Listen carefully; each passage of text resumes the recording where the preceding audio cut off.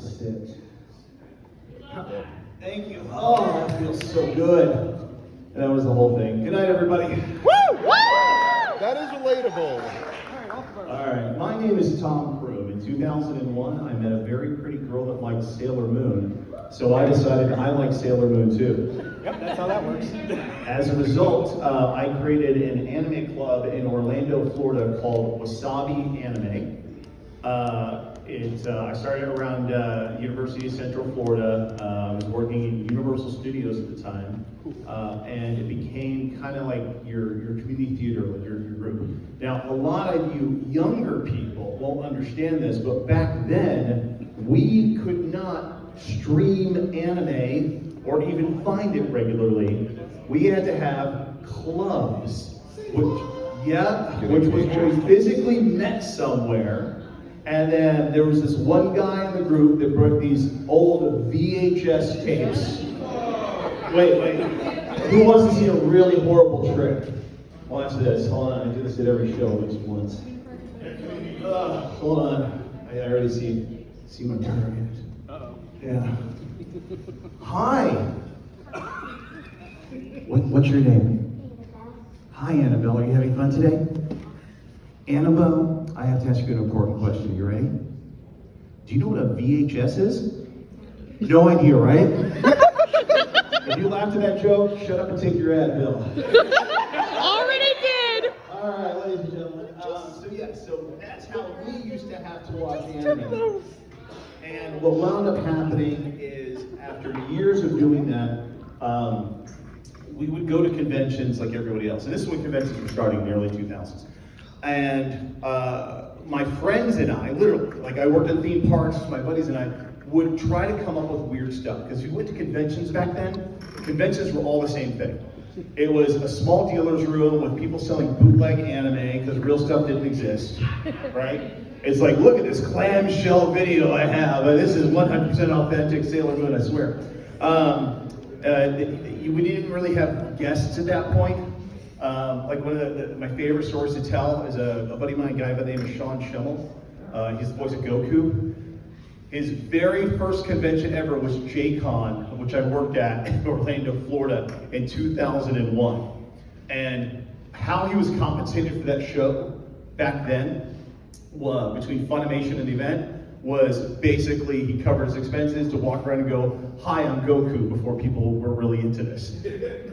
Now I've seen the guy buy a car after a weekend, you know? So the world has changed as how anime is going. When we started Wasabi Anime around 2007, we got sick of seeing the same stuff at conventions, so we started doing weird stuff. And we did you can still look on YouTube, we did a show called Wasabi and a Musical, where we took Broadway musicals, because the girl I was dating, like Sailor Moon, fell into that really bad addiction where she's like, but I can't wear a cosplay twice, I have to make another one. So she had like a whole closet and so did her group of friends. I'm like, I can write a play on this. And so we did this great show, we had fun. We weren't paying attention, we were just having fun, and around 2007, we got asked, hey, do you guys want to run content at an anime convention outside of Florida? And we were like, hey guys, this is cool and all, but you know, we do this for fun and blah, blah, blah. And they confused me and offered me money. So we like, okay, we did that. So around 2007, we started to pretend like, oh, let's to protect myself, I'll set up an LLC and blah, blah, blah. And, you know, anybody speak taxes pretty fluently? Yeah. So, because I was a sole prop LLC, I made sure to lose money every single year for 3 years before they declared it a hobby. Started boring tech stuff for the people in the audience. And what was great is my buddy at my day job had 2 kids. So we would compare who got the bigger refund, Tom losing money on an anime club, or 2 children as a write-off. Spoiler alert, I won 2 out of 3 years. So by 2010, we kind of got to the point that we started saying, well, let's pretend it's a real business. So Green Mustard LLC, which was the name for Wasabi Anime, became Green Mustard Entertainment Inc. Flash forward to today. I am now the North American expert for anime and Asian pop culture for consumer-focused media events in the world. My world record was 2 years ago. I was in 21 cities in 4 countries, standing on stages just like this, talking about Japanese cartoons. and telling the same story about that girl. Yeah, thank you.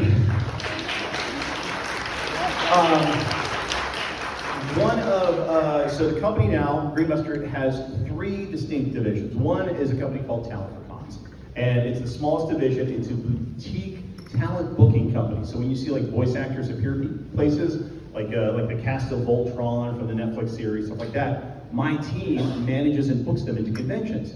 Now this is great because sometimes you pull a solid and go, hey, you know, my company I own reps you, voice of Naruto, will you come to a first-year show? Because you don't do that normally. So that is why you guys have the voice of Naruto, Miley Flanagan, coming to a first-year convention in New Orleans. So the second division is the brand Wasabi Anime, my club, is now a brand that we use for other conventions. And we work with a lot of other conventions. Any tabletop gamers? A very obscure small show called Gen Con. I don't know if you've heard of that one. Yeah, it's the largest tabletop gaming convention on this side of the globe. Germany still comes for them. Our other client is a company called Fan Expo. So Fan Expo, we run all of the anime programming for 14 Fan Expo events in North America, hence a lot of the travel. As a matter of fact, I was just here back in January, helping run Fan Expo New Orleans over the convention center. Yep. Now, when we were there, for the past couple of years, since we bought out Wizard and turned it into a Fan Expo, we've got, I feel like I'm in an adventure now, so we played the Indiana Jones thing. Please, throw me a whip. Not for that reason, get your head out of the gutter. All right. I'm used to that from Portland, not you guys, New Orleans. All right, so we, when we were running conventions, we started noticing a trend. So there's 14 cities we run Fan Expo, right? So Fan Expo is its own company, Comic-Con, we just come in and do the anime stuff. But we started noticing that there was less anime fandom or less anime fans coming to Fan Expo events in cities that did not have an anime convention. So it was a weird correlation, but it proved something that I've been saying for years, which is comic cons, pop culture cons, and anime cons are not competition. They're actually a very good supplement to each other. The tide rises, we all float. Ooh, that's an analogy I should not use in New Orleans. Remind me never to say that again. My bad. Too soon. I'm from Florida. I've been through hurricanes too, so my record was 8 days without power. My wife was like, "Oh wow, canned food again." But yeah, so we noticed that, and so when we looked, there were 2 specific markets we looked into. We're like, why is there no anime con there? And when we researched New Orleans, you guys used to have an anime con called MechaCon, which was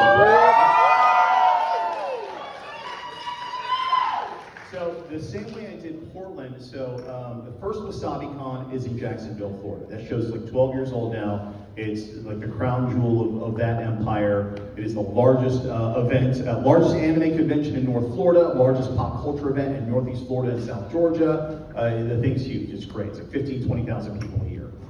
Then a few years later, I bought a convention in New Orleans in Portland called NewCon PDX and Anime PDX, and we merged them and then created Wasabicon PDX. Because I was like, that's cool, I'll have a show and I'll have a sister show. That'll be a lot of fun. As we started learning about the cities and the demographic stuff, we're like, okay, there's no anime con in New Orleans, but I have to find out why. Because sometimes there's no anime con for reasons, and sometimes there's no anime con for reasons.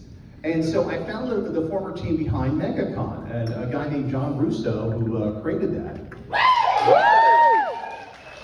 And I did to him what they did to the industry did to me years ago. I said, so why'd you stop running MechaCon? He goes, well, he's got, if you've met John, John's got, well, you know, we just kind of got old, Tom. And it was running for a long time, and after the pandemic, I'm like, oh no, I feel you. I said, it's fine. He goes, yeah, and most anime cons operate as like a not-for-profit. He goes, we were doing all this, and blah, blah, blah. So I confused him the same way other conventions confused me, and I said, well, what if I give you money? He goes, that's confusing. And an anime con, I'm like, yeah, it's a business. We've been doing it for years. So John, if you see him, say hi to him this weekend. He's out there, he's my event coordinator running the show this weekend. So he's the reason you guys have this. So we have been working hard and diligently to launch this. You guys are the third official Wasabicon convention. I'm friends with the guys over at Fan Expo, friends with the guys at GalaxyCon. I am not doing 3 new shows a year. I can't do that. I'll have a heart attack. My wife will kill me. So we like rolling out one every year, maybe year and a half. So you guys are a long-term project, and you guys are here for ground zero, which is we have decided to kind of not pick up the mantle of MechaCon, but step in to fill a void that was left when they stepped away for their legacy. Because the more I looked into MechaCon, it's similar to what we did with our show in Florida called JCon. One of my favorite historical lessons is anybody ever, ladies and gentlemen, John Russo, give him a round of applause.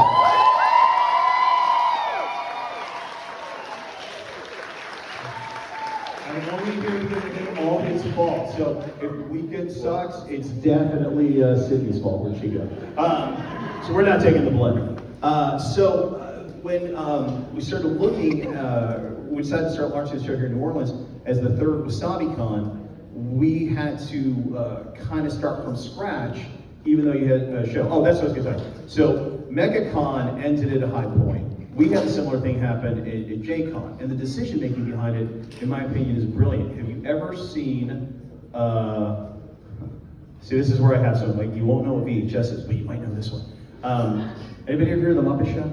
Yeah. It's time to play the music. And it's time to light the lights. Anybody know why the Muppet Show got canceled? Jim Henson created the Muppet Show and was running the Muppet Show every single season. CBS loved it.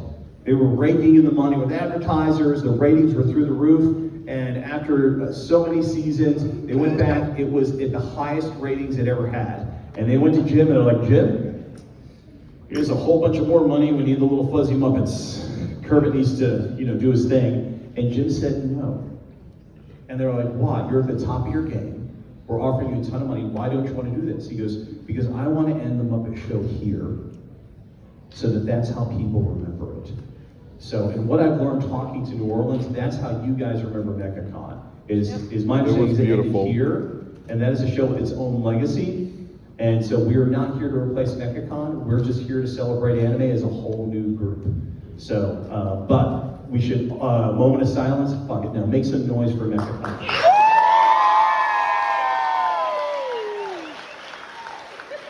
Alright, so let me tell you about what we're going to do this weekend. So this is not only our first year, this is a first year show, which is going to have its ups and downs throughout the weekend as we learn about our venue, learn about your city. There's so much stuff I've learned over the past 6 months just coming here to help put this show together.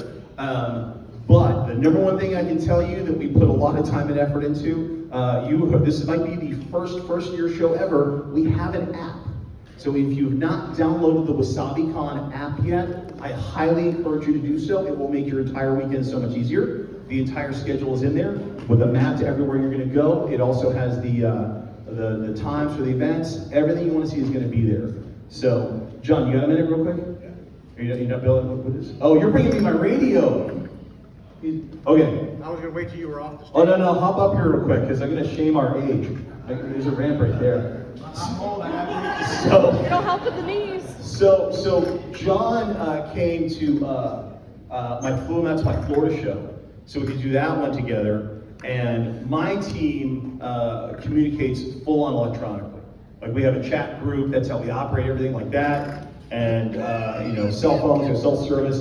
But John and I were born in a different age, where these were our communication pieces, because we had flip phones and Nokias that could throw against the wall and live. Yeah, you picked up. So John's actually wrap up Jackson, like goes, wish we had radios. I'm like, why? We don't use. I don't know. It's just what I'm used to. The man uses text messaging for everything. Everything, yes. So, I just want to say, for those of y'all who I spoke to and you saw me speaking to you like this, because Yep. Yeah. I was not trying to be rude. He don't want me missing anything. Yeah. So, Yeah. Like radios, we need radios. Yeah. So he begged. So I brought radios just for this show. So you guys are the first show. So we have radios now because John yelled at me. But John, you want to say something to the audience at the very first Wasabicon you helped put together? Do you want to say anything to the audience at the very first Wasabicon? Sorry, I'm actually losing my hearing, so sometimes I miss what's being I know said. a great place. Thank you, guys. I know some, maybe most or all of you went to MechaCon, and we definitely appreciated all of your support, all the fan community support. MechaCon was my baby. We all saw it grow up, and we ended it on our terms, as I said during the closing ceremony. Who here was at our closing ceremony? I'm sorry I made y'all cry. Oh, so badly. But I do have to say this. There's a certain feeling that comes with knowing you made 2,500 people cry simultaneously.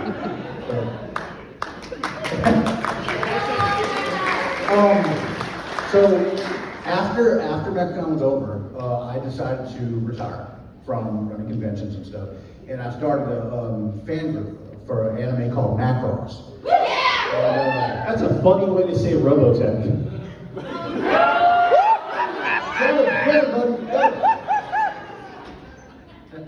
Well, for those of y'all who don't know what Macross is, by the end of the year on Disney Plus, you will. Wait, what? Macross is coming, so Really? once you watch it and you love it, join my fan group. But anyway, so I had a table at Fan Expo New Orleans in 2023, and the most wonderful thing about the table, people go, "This sounds amazing. Where can I watch it?"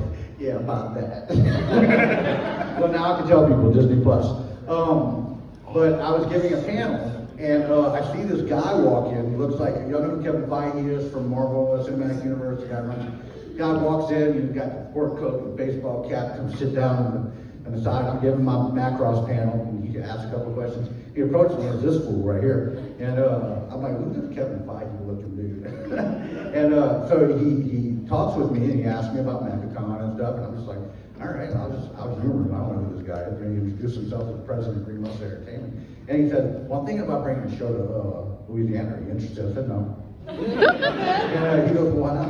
I said, "Well, because I retired, man. I did my time." He's like, I think that, if you want to bring something nice." I think the question was, have you retired or have you Michael Jordan retired? I Ozzy Osbourne retired. The retirement sucks tour. So Tom basically talked to me, and it took him, almost a year to convince me to do this. Oh yeah, because the idea, remember, before I was telling you guys, I've been to Fan Expo, we've done Fan Expo here a couple of years, and it took me about after the first year to realize the gap. And so we started that conversation 2 years ago, was the first time I'm thinking about it. Yeah. Oh, it's called softball, that's right. I picked up your story, gave an anecdote, and I'm throwing it back to you. No, that's fine. Okay. That's in your direction. It's more like a dodgeball, but that works. But no, so he said, "Hey, let's do this." I said, "You know what? I'll tell you what. I'll give it a year. Let's see how it goes." And so that's when we started putting this together, and immediately people were like, "Oh, MechaCon's coming back." No, slow down. And y'all, those of you who have seen me on social media and stuff have seen me say many times, this is not MechaCon 2.0, and it is not. This is a brand new thing, all its own. You guys are here as the show takes its first baby steps. And a lot of people were thinking, oh, well, if it's being put on by people that do Fan Expo, and the guy that did MechaCon, it's going to be this big show. No, it's a first-year show. I kept telling people, temper your expectations. It's going to have a small footprint. I think the word I used was modest. I kept using modest as a footprint. But that was just basically me trying to make sure everybody understood coming into this that we are a first-year show. And, we're going to have the growing pains, like Tom said, that any first-year show has. So we ask you to please be patient with us. We do have a good bit of experience at what we're doing. I don't think it's egotistical of me to say we know what we're doing, but we know what we're doing. So You do. We're going to try to put on the best show we can for you guys. Given the modest size of this show. But I think you guys are going to have a good weekend. I think y'all are going to walk away from this going, okay, well maybe this might be something worth visiting again next year.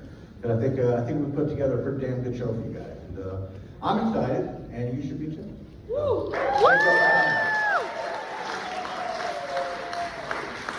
As of right now, we've sold out. So as John pointed out, we get to come in small because, oh my God, your town is expensive.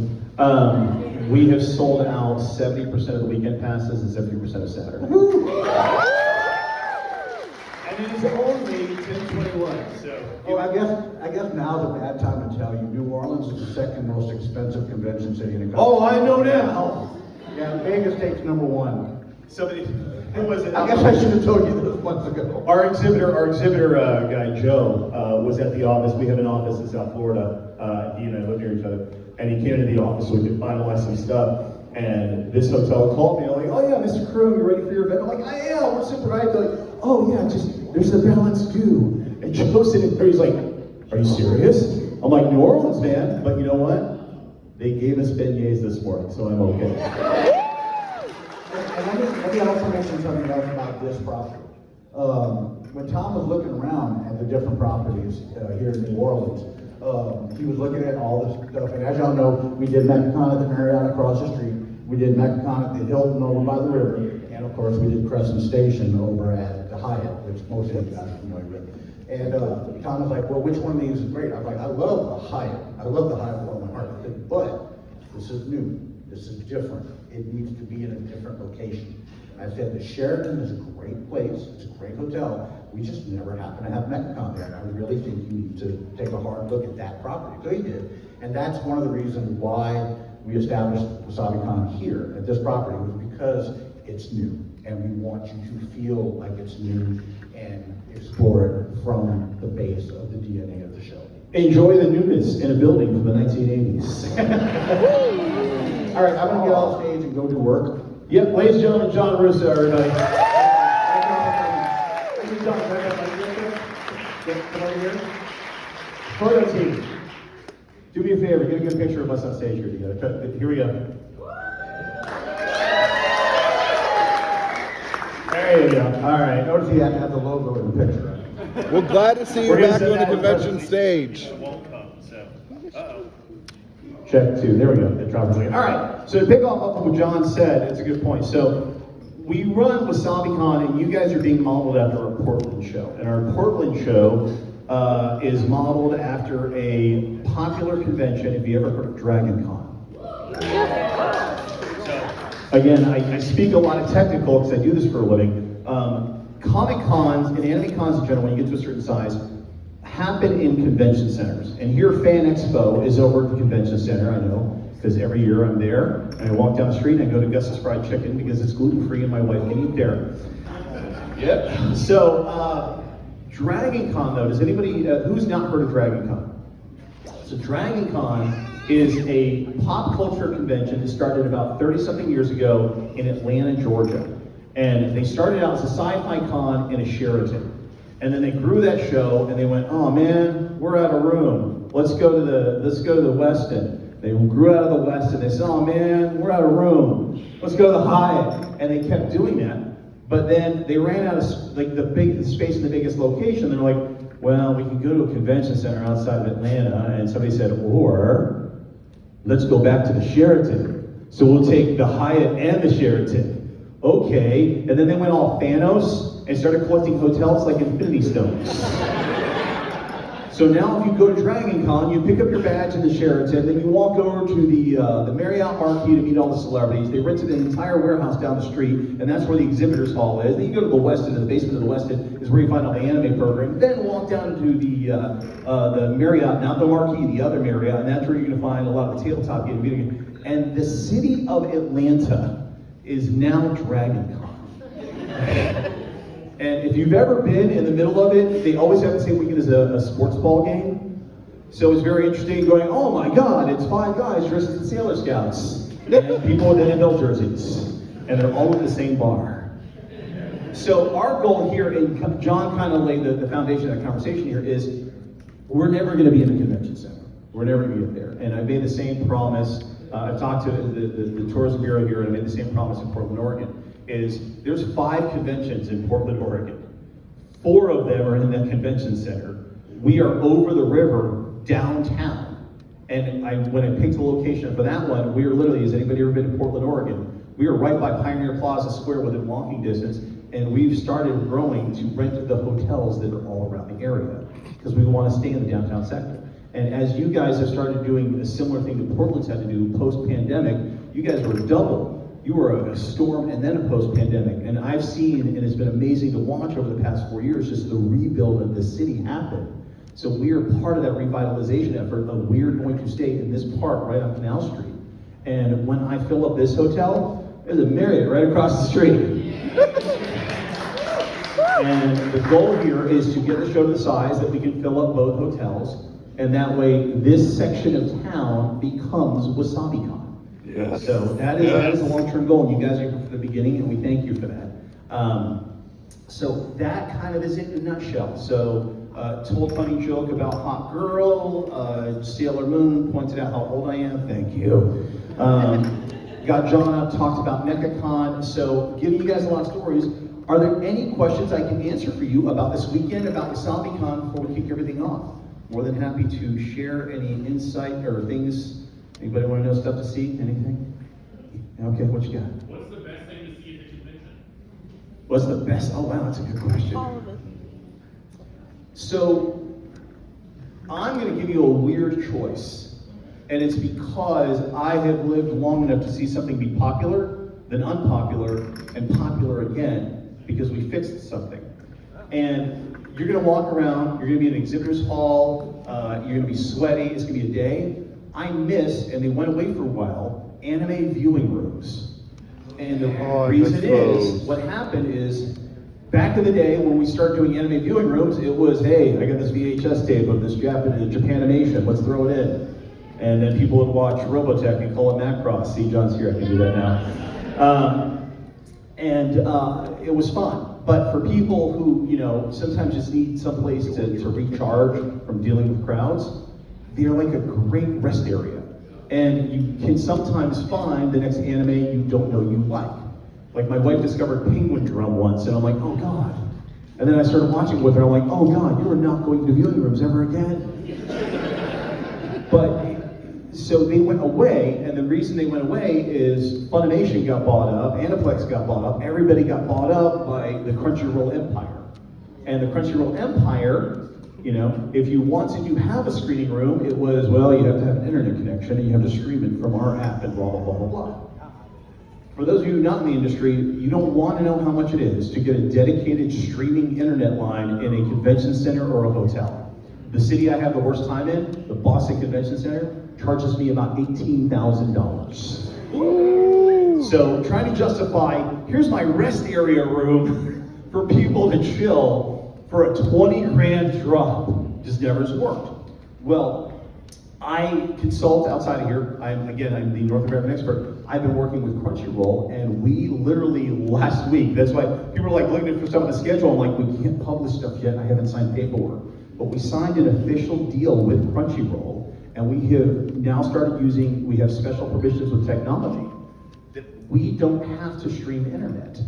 So we have an officially sanctioned Crunchyroll screening room with screening permissions for every show, and we bought the screening room back. Oh, I miss seeing So while it's not the most glamorous thing to do, I get tired of conventions. I love walking into a quiet room and watching anime, because that's what kind of started all this. So that's a great question. That would be my choice of something to do. Beyond that, if you haven't bought tickets for the Maid Cafe, I highly encourage that.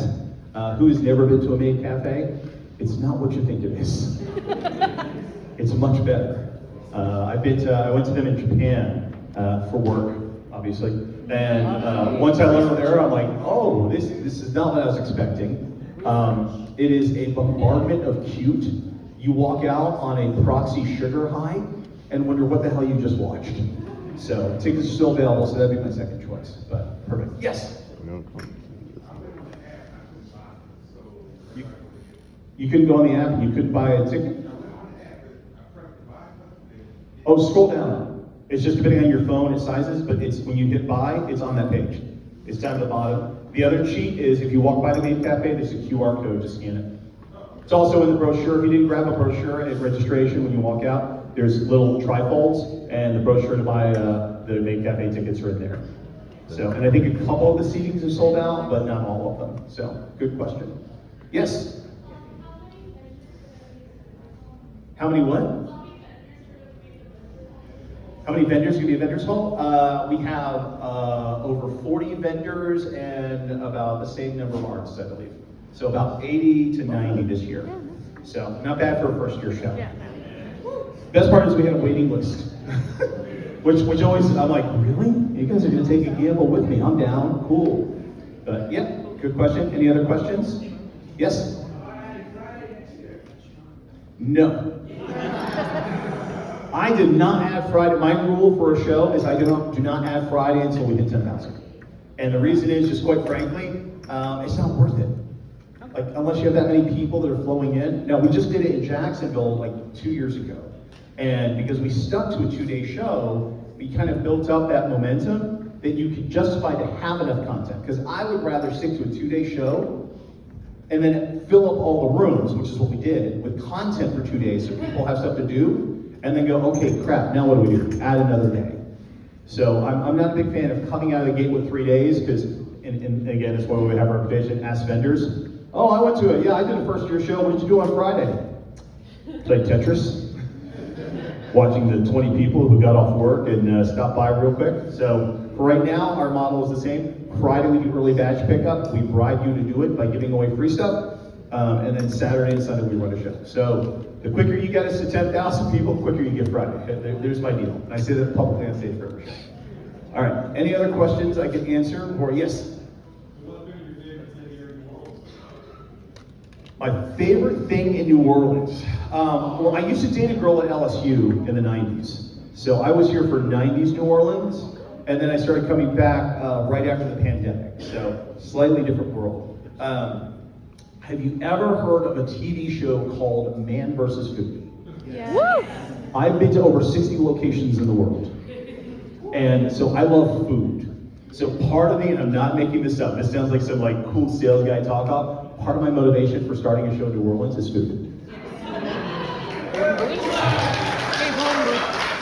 My second convention I expanded outside of Florida was Portland, Oregon, because coffee. So now I have a really good coffee convention and a really good food convention. So yeah, so that's my favorite thing about New Orleans, the food. And so far, learning that you guys, where I complain about my rain in Florida, you guys do have it worse. Like now that I've been here, I learned that. I came for a meeting a month ago, and they're like, oh, it's gonna rain that day. And I'm like, okay, cool. And then it rained in the city. And I walked out of my hotel, I go down the street, and I'm like, there's water up here? Like ours runs off at the beach, what the hell's going on? So yeah, perfect. Anything else? Going, yes? What's your favorite thing to eat when you're here? Oh, all right. Edible food. 3 things. 3 places I typically hit every time I come to New Orleans. Number 1, and the first one's not a New Orleans place, but you're one of the few locations that has it. Gus's Fried Chicken. And that's from Memphis. I've been to the original one in Memphis when I went to Graceland. And it's because my wife found out she can't have gluten about 8 years ago. And we were in Memphis for vacation, and Gus's was a Man vs. Food location. I'm like, oh, we'll get there. I'm like, I'm sorry, maybe you'll find something to eat. Enjoy the French fries. And she's like, okay. And I taught her, like, listen, I know it sounds weird, but just ask everywhere just in case. And we asked Gus's, and they're like, oh yeah, no, we're completely gluten-free. Like, you're fried chicken, people. I'm like, no, we use cornstarch. So that's number 1. Every single time I come, I go there for lunch. Number 2, somebody turned me on the fact that I should not go to Cafe Du Monde, and I should go to Cafe Beignet instead. So I go to Cafe Beignet, and I get the beignets there. And then number 3, we have oysters in Florida, but we don't have the oysters the way you make the oysters here. So, I just get oysters when I'm up here. And it's, I've been a tourist, I've been going to Acme, but people have been turning me on to a list of places I should try that's not Acme. So, pretty much everywhere else. Based on the money I've spent the last couple of times, I'm hoping you're right. So, yes?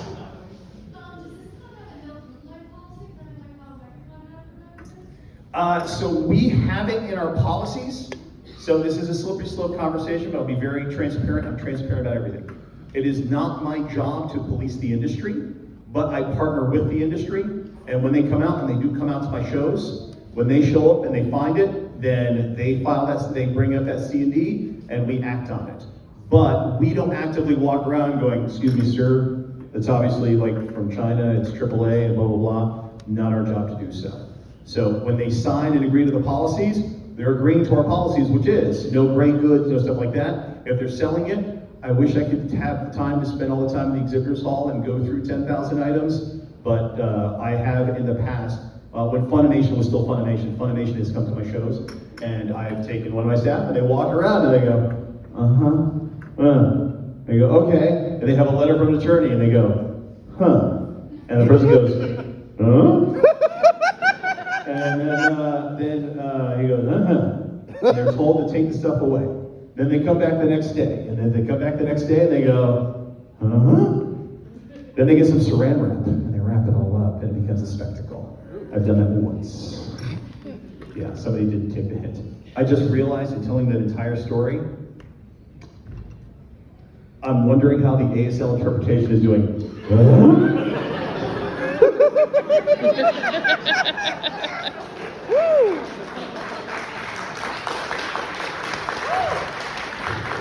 I'm gonna start telling all stories with sounds and then just watch, like,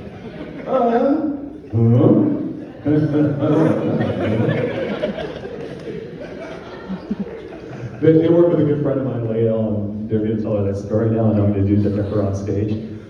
All right, any other questions before I wrap up? I got a couple more minutes, yes?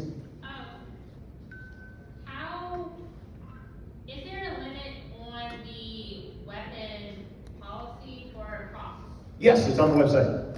We have a very, very specific weapons policy and props policy. We've been doing this too long, and especially in Florida and other places, we're very, very conscious about safety in public buildings.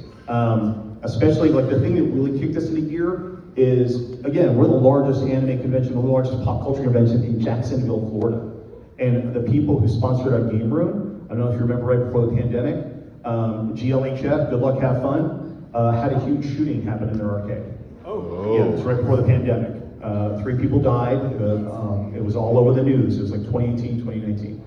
And we were like our game room, and we were within months of them. So literally the level that we have to operate at is we had to talk to the city, and Wasabicon, the city of Jacksonville, GLHF, everybody else, we had to put out a public statement going, listen, just so you know, we do the following safety procedure. Like right now, you'll see walking around, I have private security here. On top of private security, you'll see sheriff's office here too. So, pardon my French, we don't fuck around when it comes to that stuff. So props policies, and we get, everybody's gonna be angry, it ruins my cosplay, I feel you. But if it's a functional piece, it's not coming in my building. If it's an actual metal object, it's not like, fake link sword, no, I don't want it. And I'm sorry if it ruins Sephiroth for you, you know what I mean? So, yes, if you go to our website, we have a very long policy on those things, and we have professionals that are checking props as we come in. So, good question. All right, let me see, I got 5 more minutes, yes? So you're traveling a lot for all of these conventions. Like, It is my hobby gone horribly wrong. how do you plan the fun day out of all of that? Is it like we have to have an hour? That's a weird question, but I'm glad you asked that, because that's 100% true on how I've succeeded in this industry. So when I go to a convention, and I have to work a convention, because I'll fly in like on a Thursday, right? And sometimes it'll be, if it's a 4-day show, I'm there on a Wednesday. So I'm taking like a full week to go someplace. And I make it my purpose, my wife and I have had the same mentality forever, which is whenever I come to a new city, I treat it like it's the last time I'm there, just in case. Because I travel a lot. So I always try to make sure I take time to do stuff. That is how I keep my sanity. So it's literally, the sanity is from make sure I take the latest flight I can on a Monday or leave on a Tuesday. My team, a lot of the team haven't been here before, that I flew in. Half of this convention is staffed by locals. Half of it is my crew that I flew in from LA and Texas and Florida. And Monday we all have like 7 p.m. flights. So once we wrap up and survive, they put together a list. And my wife and my registration coordinator, who everybody saw when you came in, believe it or not, they're in registration, are both gluten-free. So that's why I like, Shannon's already been to Gus's, Amber hasn't. So they're like, all right, we're gonna do this, and we're going to Gus's for lunch. So yeah, I keep my sanity by making sure I see stuff.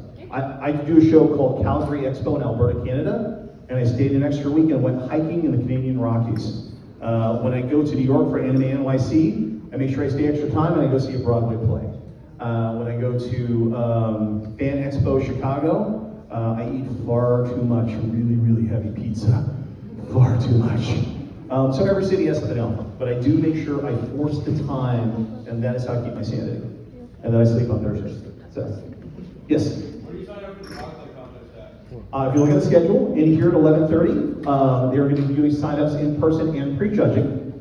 Just giving a little sign, there you go. The pre-judging will be done here, signups, then the judges will review. You'll come back here at, what's the call time, 4:15? 4:30. What time's the call time?